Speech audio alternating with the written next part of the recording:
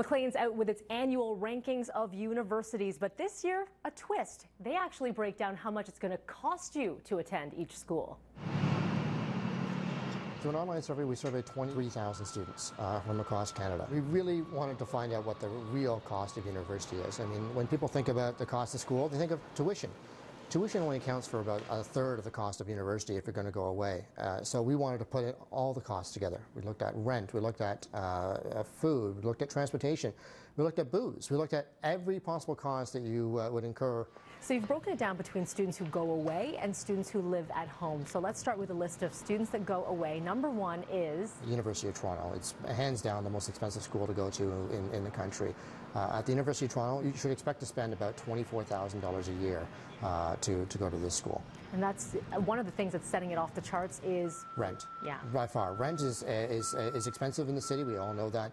As a student who doesn't have an income, that's a really big barrier. And rent accounts for about 40% of the cost for most students going away. And at U of T, it would be even higher.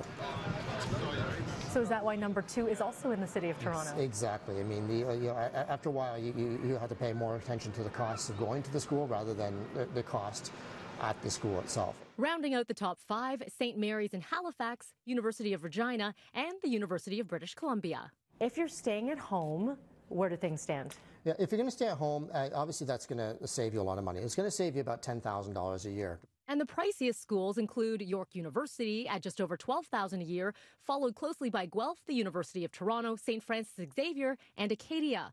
As for the overall rankings themselves, no major surprises. The bigger medical doctoral schools have McGill sitting number one for a sixth year in a row.